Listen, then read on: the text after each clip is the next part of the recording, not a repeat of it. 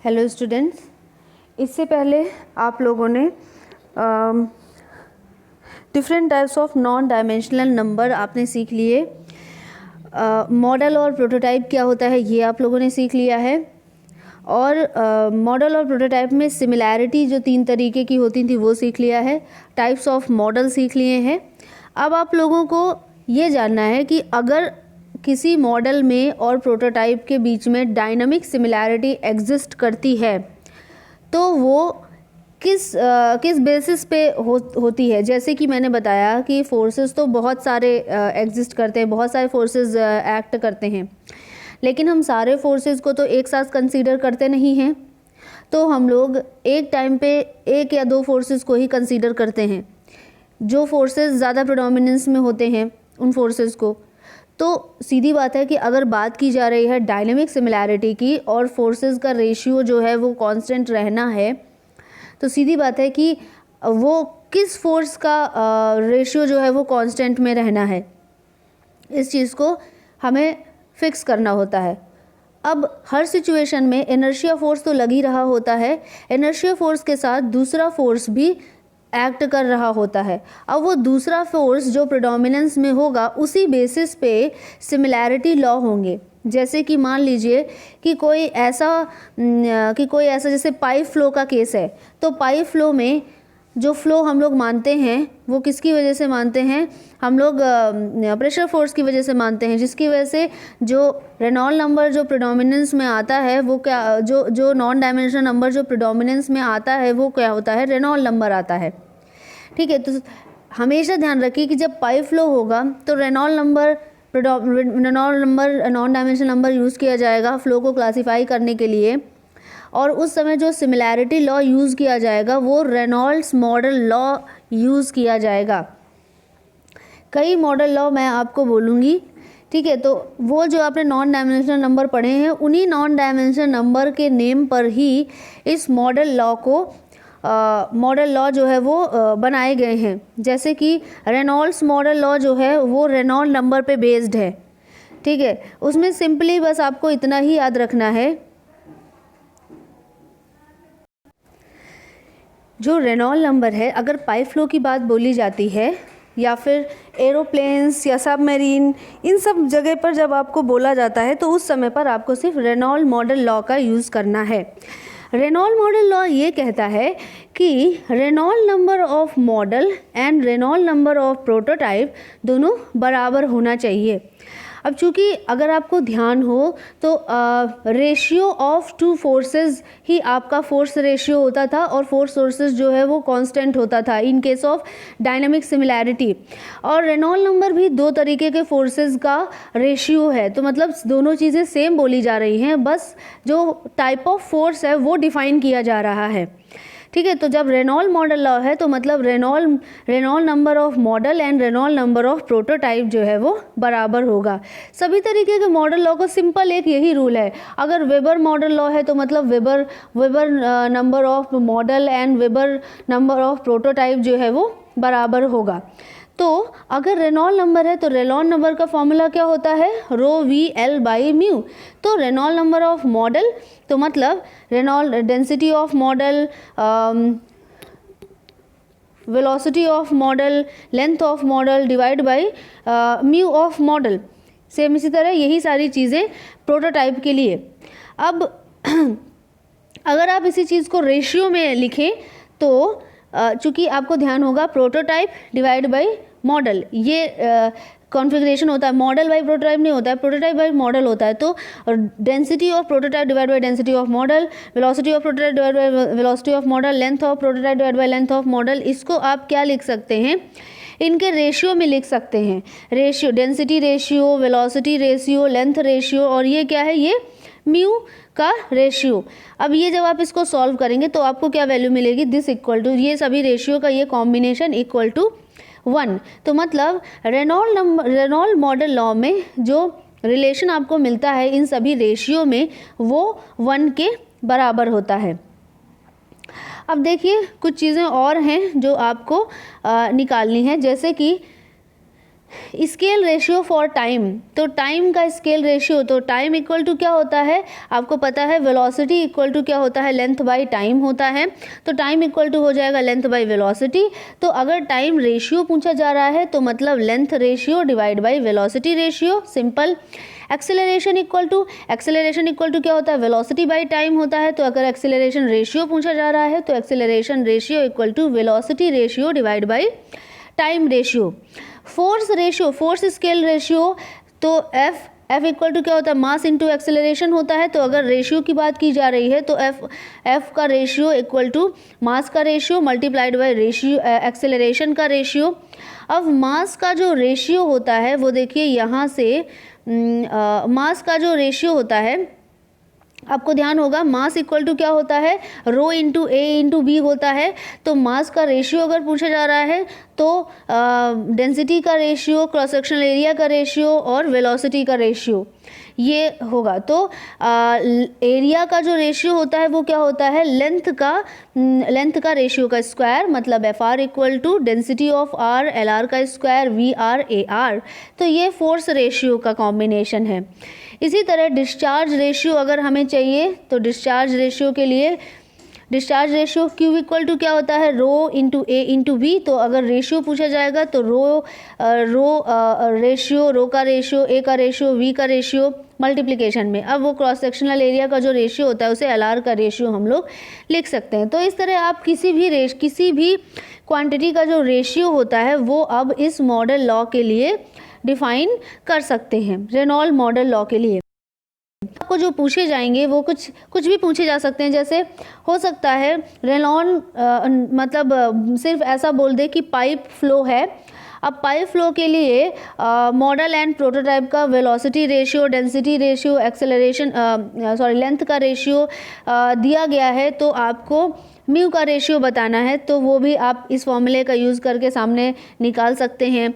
या फिर लेंथ का रेशियो और टाइम का रेशियो दे देगा तो वेलोसिटी रेशियो निकालने के लिए बोल देगा। वेलोसिटी रेशियो फाइंड आउट होगा आपको तो वेलोसिटी ऑफ प्रोटोटाइप अगर दिया होगा तो मॉडल का वेलोसिटी पूछ सकता है। ठीक है, तो बस इन्हीं फॉर्मूले को इधर उधर करके ही वो वैल्यूज़ जो है वो आपसे पूछेगा। नेक्स्ट जो है वो है फ्राउडे मॉडल लॉ। फ्राउडे मॉडल लॉ क्या है, जो चीज़ें रेनॉल्ड नंबर के लिए थी कि उसमें रेनॉल्ड नंबर बराबर होता है, सेम वही चीज़ यहाँ पर भी है कि फ्राउडे मॉडल लॉ में Froude number of model and Froude number of prototype आपस में बराबर होते हैं। अब ये जो है इसका एक्टिंग ये कहाँ पर यूज़ किया जाएगा, जहाँ पर जो ग्रेविटी फोर्स है वो ओनली प्रेडोमिनेंस में होता है, मतलब कि ग्रेविटी फोर्स जो है वो ज़्यादा एप्लीकेबल होता है। कुछ एरियाज़ जो हैं वो आपके सामने लिखे हुए हैं, जैसे कि फ्री सरफेस फ्लो, जैसे flow over spillways, wear, स्लूज and channels वगैरह में, फ्लो ऑफ जेट ओरिफिस और नोज़ल के ऊपर, और जहाँ पर वेव्स वगैरह सरफेस पे फॉर्म होती हैं, या फिर जहाँ पर डेंसिटी अलग अलग होती है एक ही सरफेस के ऊपर। इन 4-5 केसेस में हम लोग फ्राउडे मॉडल लॉ को प्रेफर करते हैं। आपको वैसे तो ये मॉडल लॉ बहुत इजी होते हैं कि अगर फ्राउडे मॉडल लॉ है तो मतलब फ्राउडे नंबर मॉडल एंड प्रोटोटाइप का बराबर होगा, लेकिन सिर्फ आपको ये जानना है कि कौन सा मॉडल लॉ किस सिचुएशन में यूज़ किया जाएगा, और वो सब कुछ हमने यहाँ पर लिखा हुआ है। अब फ्राउडे मॉडल लॉ क्या कहता है कि Froude number of model and Froude number of prototype जो है वो आपस में सेम होता है। फ्राउडे का जो फॉर्मूला था फ्राउडे नंबर का वो क्या था, V/√GL। तो अगर यही चीज़ मॉडल के लिए बोली जा रही है तो फ्राउडे नंबर ऑफ मतलब velocity of model divide by √G length of model. Same यही चीज़ प्रोटोटाइप के लिए, और दोनों चीज़ें क्या कर देंगे हम इक्वेट कर देंगे। अब देखिए G और G तो दोनों के लिए सेम होता है, तो VM√LM equal to VP divide by √LP। तो अगर हम लेंथ को एक साइड ही कर लें तो √LP divide by LM equal to VP divide by VM। तो ratio prototype divide by model, तो रेशियो हो जाएगा, तो ये हो जाएगा लेंथ रेशियो का रूट, और ये हो जाएगा वेलोसिटी रेशियो। तो यानी फ्राउडे मॉडल लॉ में जो रूल होता है वो ये होता है। अब एक मॉडल लॉ के रूल्स को आप दूसरी जगह यूज़ नहीं कर सकते। यहाँ पर जो आपको दिखा वो क्या दिखा कि जो लेंथ रेशियो है वो आपका वेलोसिटी रेशियो का क्या है, रूट है। ठीक है, ये आपको यहाँ पर मिला, लेकिन आप इस जो ये रिज़ल्ट आपको मिला, इस रिज़ल्ट को आप बिल्कुल ऐसा नहीं होगा कि इसको रेनॉल्ड मॉडल लॉ में आप यूज़ करने लगेंगे तो ये गलत हो जाएगा। स्केल रेशियो टाइम के लिए अगर चाहिए तो जैसे पता है कि velocity equal to length by time होता है, तो टाइम इक्वल टू क्या हो जाएगा, लेंथ बाई वेलोसिटी हो जाएगा। तो अगर हम लोग इसी चीज़ को रेशियो में लेंगे तो time ratio equal to length ratio divide by velocity ratio. अभी अभी आपने देखा कि वेलोसिटी रेशियो इक्वल टू क्या होता है, रूट एल आर। तो रूट एल आर वैल्यू रख देंगे तो एल आर की पावर क्या हो जाएगी, रूट, यानी 1/2। तो ये भी जो रूल आया ये किसके लिए है आपका, ये आप पढ़ रहे हैं फ्राउडे। तो ये जो रूल्स आ रहे हैं, जो डिराइव हो रहे हैं ना, वो फ्राउडे मॉडल में ही डिराइव होंगे। अब एक्सेलरेशन के लिए अगर रेशियो चाहिए तो velocity by time, velocity ratio divide by time ratio. Velocity ratio का जो फॉर्मूला था वो क्या था, रूट एल आर था। टाइम रेशियो का फॉर्मूला क्या था, रूट एल आर था, मतलब 1। मतलब कि एक्सेलरेशन रेशियो का वैल्यू होगा 1, मतलब कि मॉडल एंड प्रोटोटाइप का एक्सेलरेशन जो होगा वो होगा सेम होगा। अब इसी तरह स्केल रेशियो फॉर डिस्चार्ज का जो फॉर्मूला होता है वो क्या होता है, Q equal to V into ए।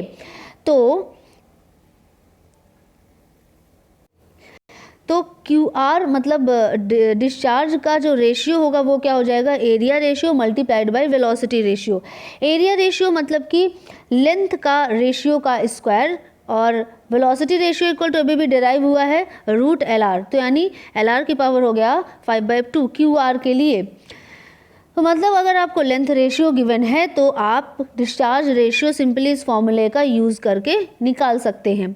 अब स्केल रेशियो फोर्स के लिए चाहिए, तो फोर्स, कोई भी फोर्स इक्वल टू क्या होता है, mass into acceleration. Mass equal to क्या होता है, rho into volume into acceleration, और रो एल का क्यूब वॉल्यूम हो जाएगा, एक्सेलरेशन ए। अभी अगर यही चीज़ रेशियो में लिखी जाए तो force ratio equal to rho R into L R का क्यूब इंटू ए आर। अब डेंसिटी रेशियो तो सेम होगा, क्योंकि जो फ्लूइड हम लोग मॉडल में यूज़ कर रहे हैं वही हम प्रोटोटाइप में भी यूज़ करेंगे, तो फिर ये डेंसिटी रेशियो तो हो जाएगा सेम। और इसी तरह एक्सेलरेशन रेशियो, जो प्रेजेंट लॉ हम जो सीख रहे हैं उसमें रेशियो होता है 1, वो भी वैल्यू रख दी, तो यानी एल क्यूब, मतलब जो फोर्स का रेशियो आएगा वो एल आर का क्यूब आएगा। सिंपल ये है कि अगर आपको लेंथ का रेशियो पता है तो आप फोर्स का रेशियो सिंपली इस फॉर्मूले का यूज़ करके निकाल सकते हैं। अब हमें प्रेशर की इंटेंसिटी का भी स्केल रेशियो चाहिए, तो प्रेशर की इंटेंसिटी इक्वल टू क्या होता है, force divide by cross sectional area का रेशियो, और एफ आर का जो फॉर्मूला होता है वो होता है एल आर का क्यूब, ए आर का जो फॉर्मूला होता है वो है एल आर का स्क्वायर, दोनों का रेशियो मतलब एल आर। मतलब कि प्रेशर का जो इंटेंसिटी का जो रेशियो होता है वो लेंथ रेशियो के बराबर होता है। ये जो फॉर्मूले डिराइव हो रहे हैं ये सब इस प्रेजेंट मॉडल के लिए डिज़ाइन हो रहे हैं, प्रेजेंट मॉडल लॉ के लिए डिज़ाइन हो रहे हैं। एक मॉडल लॉ का फॉर्मूला आप दूसरे मॉडल लॉ में नहीं लगाएंगे, अदरवाइज वो क्या हो जाएगा, वो गलत माना जाएगा। Scale ratio for work, energy, torque, movement etcetera. तो टॉर्क इक्वल टू क्या होता है, फोर्स इंटू डिस्टेंस, मतलब एफ इंटू एल। तो अगर रेशियो की बात करें तो टॉर्क रेशियो क्या हो जाएगा, प्रोटोटाइप का रेशियो डिवाइड बाय मॉडल का रेशियो। तो प्रोटोटाइप का जो टॉर्क होगा वो इक्वल टू क्या है, प्रोटोटाइप का मॉडल का फोर्स मल्टीप्लाइड बाय लेंथ का फोर्स। तो इनका क्या हो जाएगा, रेशियो, डायरेक्टली रेशियो का मल्टीप्लाई हो जाएगा। अब चूंकि एफ आर के लिए क्या है, एल आर क्यूब होता है, एल आर के लिए एल आर होगा, मतलब कि टॉर्क के लिए क्या हो जाएगा, जो फॉर्मूला होगा वो होगा लेंथ रेशियो की पावर 4। अब स्केल रेशियो फॉर पावर के लिए आपको पता है कि पावर का फॉर्मूला क्या होता है, F into L divide by T. तो इसे अगर रेशियो के टर्म्स में बोला जाए तो पावर का जो रेशियो होगा वो क्या होगा, फोर्स का रेशियो, लेंथ का रेशियो डिवाइड बाई टाइम का रेशियो। अब इन तीनों के लिए आपको अभी अभी फॉर्मूला डिराइव हुए हैं। फोर्स का जो रेशियो होता है वो होता है एल आर का क्यूब, लेंथ का रेशियो ही रहेगा, टाइम का रेशियो होता है रूट एल आर। तो एल आर का जो पावर आएगा वो हो जाएगा 3.5 पावर के लिए। तो आपको जो वैल्यूज़ वगैरह दी जाएंगी वो हो सकता है लेंथ के रेशियो में दी जाएंगी, उससे आप लोग पावर का रेशियो निकाल सकते हैं। तो अगर किसी भी मॉडल और प्रोटोटाइप में से कोई एक क्वांटिटी का पावर आपको पता है तो आप दूसरा सॉल्व कर सकते हैं। आपको पहले क्वेश्चन सॉल्व करने के लिए पहले आपको ये देखना होता है कि कौन सा मॉडल लॉ का क्वेश्चन आपसे पूछा गया है। जैसे कि अगर पाइप फ्लो दिया है तो मतलब रेनॉल्ड मॉडल लॉ लगेगा। रेनॉल्ड मॉडल लॉ के जो फॉर्मूले हैं अब वो सारे फॉर्मूले आप उस क्वेश्चन में यूज़ कर सकते हैं। नेक्स्ट जो तीसरा मॉडल लॉ आपको जानना है वो है Euler's model law. Euler's model law जो है वो एप्लीकेबल होता है जब आपके प्रेशर फोर्सेस ज़्यादा प्रिडोमिनेशन में होते हैं इनर्शिया फोर्स के साथ साथ। इसके लिए क्या होता है, Euler of model law, Euler का मॉडल लॉ इक्वल टू मतलब Euler number of model equal to Euler number of prototype. अब फॉर्मूला क्या होता है, V/P/ρ। मॉडल के लिए यही पूरा कॉम्बिनेशन प्रोटोटाइप के कॉम्बिनेशन के लिए बराबर होगा। चूँकि डेंसिटी मॉडल और प्रोटोटाइप में वाटर जो होता है, जो फ्लूइड यूज़ किया जाता है वो दोनों पे सेम यूज़ किया जाता है, इसलिए डेंसिटी जो है वो सेम होगी, मतलब V/P का रेशियो जो है वो सेम होगा।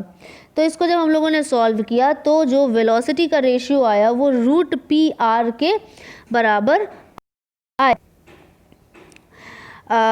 इसके अलावा देखिए, जब बात आती है पाइप फ्लो की, जब उसमें टर्बुलेंस जो है वो बहुत ज़्यादा है अगर, तो फिर वहाँ पर हम लोग यूलर मॉडल लॉ का यूज़ करेंगे। इन केसेस में हमने ग्रेविटी फोर्सेस, सरफेस टेंशन, इन सबको क्या कर दिया है, जो है निगलेक्ट किया है, और जहाँ पर कैविटेशन वगैरह होने का चांसेस होता है वहाँ पर भी हम लोग इस लॉ को यूज़ करते हैं। जो नेक्स्ट मॉडल लॉ है, फोर्थ मॉडल लॉ है, वो क्या है, वेबर मॉडल लॉ है। वेबर मॉडल लॉ जो है वो सिंपली इसी मॉडल पे बेस होता है कि weber number of model and weber number of prototype दोनों सेम होते हैं। अब वेबर नंबर क्या होता है, V/√σ/ρl। ये पूरा कॉम्बिनेशन मॉडल एंड प्रोटोटाइप के लिए होगा सेम। जब इसे पूरा रेशियो में करेंगे तो हमें जो रेशियो मिलेगा वो क्या मिलेगा, velocity ratio equal to √σ ratio divide by LR ratio. अब वेबर मॉडल लॉ किन केसेस में वैलिड होता है, जहाँ पर कैपिलरी राइज होती है, नैरो पासेस में capillary movement of water in soil, capillary waves in channel, flow over weirs in small heads. ऐसे केसेस में हम लोग ये वेबर मॉडल लॉ जो है वो यूज़ करते हैं। नेक्स्ट मॉडल लॉ है हमारा मैक मॉडल लॉ। ऐसे फोर्सेस में ऐसे जगह पर यूज़ किया जाता है where the forces due to elastic compression predominance in addition to inertia force. Inertia forces के अलावा जहाँ पर कंप्रेशन फोर्सेस वगैरह एप्लीकेबल होते हैं, यानी जब हमारा जो फ्लूइड है वो कंप्रेसिबल फ्लूइड होता है तो वहाँ पर हम लोग मैक नंबर का यूज़ करते हैं। ठीक है, तो Mach number of model and Mach number of prototype दोनों सेम होते हैं, और मैक नंबर का फॉर्मूला क्या होता है, V/ρ। तो ये पूरा कॉम्बिनेशन मॉडल और प्रोटोटाइप के लिए सेम होता है। अब मैक नंबर कहाँ पर यूज़ किया जाता है, मेनली एरोडायनेमिक टेस्टिंग के लिए, अंडर वाटर टेस्टिंग के लिए, वाटर हैमर प्रॉब्लम्स में, और एरोप्लेन्स जहाँ पर प्रोजेक्टाइल एयर का निकालना होता है, स्पीड जहाँ पर ज़्यादा, इन सभी जगहों पर हम लोग ये मैक मॉडल लॉ जो है वो यूज़ करते हैं हम लोग। नेक्स्ट जो आपको देखना है वो आपको एक सॉल्यूशन देखना है। सॉल्यूशन हम लोग देख लेते हैं और उसका हम क्वेश्चन जो है उसको सॉल्व करेंगे। एक ये क्वेश्चन क्या है, a pipe of diameter 1.5 metre is required to transport an oil of specific gravity 0.9 and viscosity 3 × 10⁻⁻2 poise at the rate of 3000 liters per second. Tests were conducted on a 15 centimeter diameter pipe using water at 20 degrees Celsius. Find the velocity and rate of flow in the model. Viscosity of water at 20 degrees Celsius equal to 0.01 poise. Values जो आपके पास हैं, देखिए pipe का dia given है 1.5 metre, और oil जो use किया जाएगा उसका स्पेसिफिक ग्रेविटी गिवन है, विस्कोसिटी गिवन है, और क्यू का वैल्यू गिवन है। और जो टेस्ट कंडक्ट कराए जा रहे हैं वो एक मॉडल में कराए जा रहे हैं जिसका जो डाया है वो है 15 सेंटीमीटर है, और जो टेम्परेचर चल रहा है वो 20 डिग्री सेल्सियस चल रहा है, और इस जगह पर जो विस्कोसिटी ऑफ वाटर यूज़ किया जा रहा है वो 0.01 पॉइज यूज़ किया जा रहा है। अब ऐसे केस के लिए हमें जो मॉडल है उसका हमें velocity and rate of flow जो है वो हमें चाहिए। जो चीज़ें वहाँ पर बताई गई हैं वही सारी चीज़ें हमने यहाँ पर लिखी हुई हैं। हमने सभी जो कॉम्बिनेशन है उसको मीटर के टर्म्स में चेंज कर लिया। जैसे डेंसिटी को देखिए, उधर जो डेंसिटी गिवन थी स्पेसिफिक ग्रेविटी 0.9 था, तो हमने 1000 का मल्टीप्लाई किया और क्या यूज़ कर लिया, 900 kg पर मीटर क्यूब हो गया। इसी तरह देखिए Q जो है वो 3000 लीटर पर सेकेंड में था, तो उसको हमने 3 मीटर क्यूब पर सेकेंड में चेंज कर लिया। जो डाया ऑफ मॉडल था वो 15 सेंटीमीटर था, मतलब कि 0.15 मीटर में कन्वर्ट कर दिया। जो मॉडल है उसमें जो वाटर यूज़ किया जा रहा है, मतलब उसका जो डेंसिटी है वो इतना गिवन है। अब देखिए चूंकि पाइप फ्लो है, डायनामिक सिमिलैरिटी एग्जिस्ट करेगी, तो मतलब Reynold number of model and prototype जो है वो सेम होगा। तो जब हम लोग Reynold number of model and prototype को हमने सेव किया, तो मतलब rho V D by mu model का equal to rho V D by mu of prototype जो है वो सेम होगा। अब क्या क्या चीज़ें हैं जो हमें अननोन है, तो देखिए वेलोसिटी ऑफ मॉडल ही है एक ऐसा चीज़ जो कि अननोन होगा। अच्छा, आपको एक चीज़ अभी ध्यान देनी चाहिए कि देखिए रेनॉल्ड नंबर जो अभी हमने आपको सिखाया उसमें हमने क्या बताया था, रो वी एल बाई म्यू, और मैंने बताया था कि ये जो एल है वो लेंथ नहीं बल्कि स्पेशल डायमेंशन होती है। अब वो स्पेशल डायमेंशन अगर सर्कल है तो वो जो है वो डाया यूज़ किया जाएगा, तो रो वी डी बाई म्यू इस तरह, ठीक है। तो सिर्फ एक ही अननोन बचता है वेलोसिटी ऑफ मॉडल, और इसका वैल्यू हमें मिल जाएगा, और वो कितना होगा 5.093 मीटर पर सेकेंड। अब रेट ऑफ फ्लो मॉडल के थ्रू जो रेट ऑफ फ्लो है वो कैसे निकलेगा, तो चूंकि हमें वेलोसिटी ऑफ मॉडल पता है और cross sectional area of model पता है, तो दोनों का मल्टीप्लाई कर देंगे तो हमें मॉडल के लिए Q का वैल्यू मिल जाएगा। अब cross sectional area equal to क्या होता है, π/4 d स्क्वायर होता है। d का वैल्यू 0.15 मीटर हो जाएगा। वेलोसिटी अभी काउंट किया है 5.093 हो जाएगा। सॉल्व करेंगे तो हमें मॉडल का डिस्चार्ज भी मिलेगा, और वो कितना होगा 90.0007 लीटर पर सेकेंड। तो ये हमने एक क्वेश्चन जो है वो सॉल्व किया। नेक्स्ट जो हमें टॉपिक देखना है बहुत ही छोटा सा टॉपिक है, और वो क्या है, डायमेंशनल एनालिसिस है। डायमेंशनल एनालिसिस क्या होता है, एक मैथमेटिकल टेक्निक है जो कि रिसर्च वगैरह में यूज़ की जाती है। एक रिलेशन इस्टेब्लिश करने के लिए कई क्वांटिटीज़ की, फिजिकल क्वांटिटीज़ जो हैं उनमें रिलेशन इस्टेब्लिश करने के लिए यूज़ की जाती है। ये आपको पता ही है कि दो तरीके की डायमेंशंस होती हैं, एक होती है फंडामेंटल डायमेंशंस और दूसरी होती हैं सेकेंडरी डायमेंशंस। फंडामेंटल डायमेंशंस क्या होती हैं, वो सभी डायमेंशंस जो किसी और से डिराइव नहीं हो सकती हैं, जैसे कि लेंथ, मास और टाइम, और चूँकि फ्लूइड है तो यही तीन ज़्यादा इफेक्टेड होती हैं, लेकिन कभी कभी पर टेम्परेचर। तो ये 3-4 जो आपकी फंडामेंटल डायमेंशंस हैं वो बेस हैं, ये किसी और से डिराइव्ड नहीं होती हैं। दूसरे तरीके की जो डायमेंशंस हैं वो होती हैं डिराइव्ड यूनिट्स होती हैं, डिराइव्ड डायमेंशंस होती हैं। ये जो है डिराइव्ड डायमेंशंस होती हैं जिन्हें हम लोग सेकेंडरी क्वांटिटीज़ भी बोलते हैं। सेकेंडरी क्वांटिटीज़ जो होती है वो फंडामेंटल डायमेंशंस, एक या उससे अधिक फंडामेंटल डायमेंशंस का यूज़ करके बनाई जाती हैं। बहुत सारे डायमेंशंस, जो अब ये 3-4 जो आपकी फंडामेंटल डायमेंशंस हैं उनको छोड़कर जितनी भी डायमेंशंस आती हैं वो सब सेकेंडरी डायमेंशंस ही होती हैं। जैसे कि वेलोसिटी हुआ, वेलोसिटी का क्या होता है, वेलोसिटी होता है लेंथ बाय टाइम, या मतलब इसका जो डायमेंशन हो जाएगा वो क्या हो जाएगा, LT-1 हो जाएगा। एक्सेलरेशन का क्या हो जाएगा, वेलोसिटी बाय टाइम, मतलब LT-2 हो जाएगा।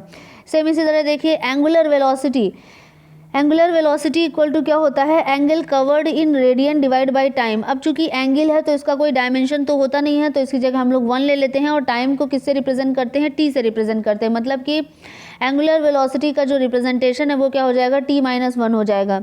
इसी तरह एंगुलर एक्सेलरेशन इक्वल टू क्या होता है, जो एंगल है डिवाइड बाय सेकंड का स्क्वायर हो जाएगा, मतलब रेडियन डिवाइड बाय सेकंड का स्क्वायर, मतलब 1 डिवाइड बाय T का स्क्वायर, मतलब T⁻⁻2 हो जाएगा। डिस्चार्ज के लिए देखिए, डिस्चार्ज इक्वल टू क्या होता है, cross sectional area into velocity. Cross sectional area का क्या होता है, L स्क्वायर, वेलोसिटी क्या होता है, LT-1। तो हो जाएगा L की पावर 3 T की पावर -1। फोर्स के लिए क्या होता है, मास इंटू एक्सेलरेशन होता है, मास को रिप्रेजेंट करते हैं L से, एक्सेलरेशन क्या होता है LT - 2 होता है, तो MLT - 2। Specific weight equal to क्या होता है, वेट बाय वॉल्यूम या फोर्स बाय वॉल्यूम। फोर्स के लिए क्या होता है MLT - 2 होता है, वॉल्यूम होता है L³ होता है, तो ये फॉर्मूला आ जाएगा ये। तो इस तरह बहुत सारे बात की, जो हमने 3-4 फंडामेंटल डायमेंशंस बोली, उनको छोड़कर बाकी सभी डायमेंशंस जो होती हैं वो इसी कैटेगरी में जाती हैं। तो हम लोग इसको रख सकते हैं। तो जितनी ज़्यादा इंपॉर्टेंट है वो सभी आप लोग सीख लीजिए। जो क्वांटिटीज़ आप लोगों को पूरी फ्लूइड मैकेनिक्स में यूज़ की गई हैं, उन सभी क्वांटिटीज़ का ये जो डायमेंशन का जो तरीका है वो आपको आना चाहिए। अब नेक्स्ट जो छोटा सा टॉपिक है वो इससे क्या होता है, डायमेंशनल होमोजेनिटी क्या होता है।